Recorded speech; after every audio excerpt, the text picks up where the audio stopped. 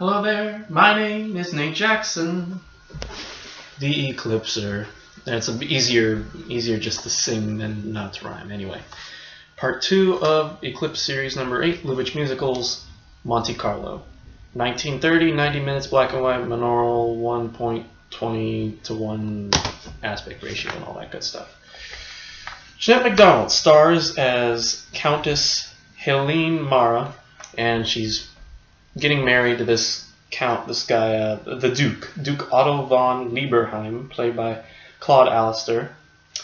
And she doesn't want to get married. She's a runaway bride. She hops a train to Monte Carlo, and she hides out there with her maid, played by her assistant Bertha, played by Zazu Pitts.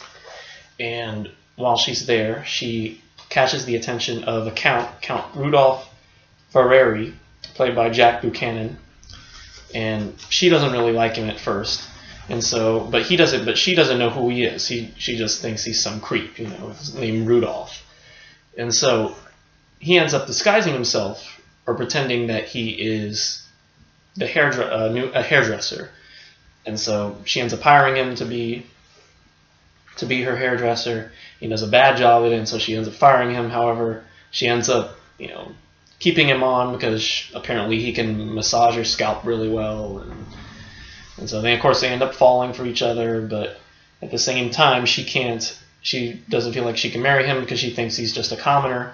And it isn't until later when she sees this opera, which is apparently the whole movie's based on this opera, and I don't know if I know the name of it here. Let's see if I can pull up the title of it on the wikis. Let's see what we can find here. The title of the opera is Monsieur Beaucaire. It's written by Booth Tarkington, which the screenplay was was written by him as well. Some of it was. And so she goes to see this opera, which is more or less based on this exact same story.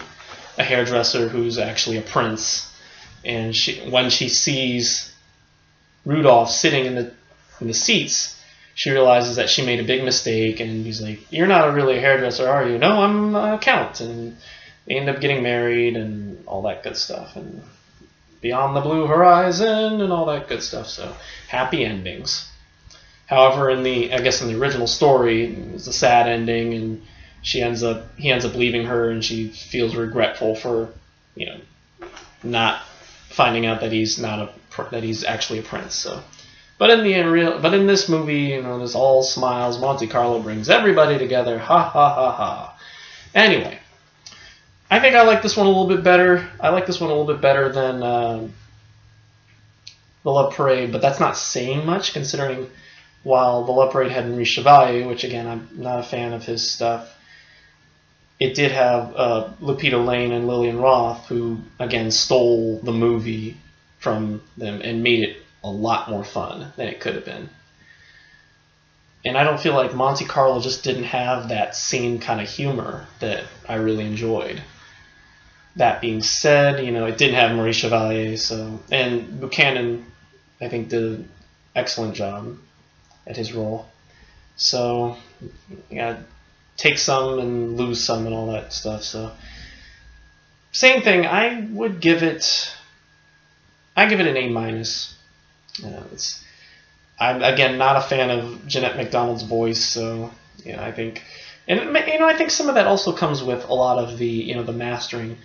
The voice probably sounded better in person, but on old grimy 1930s film, it just doesn't come out the same way. So I don't know, but for now, I'll give it an A-. So, so anyway, that's it for today. Tomorrow, we will see you all then for The Smiling Lieutenant. Chevalier rears his head again. Oh boy. Ooh la la. Anyway, until then, goodbye.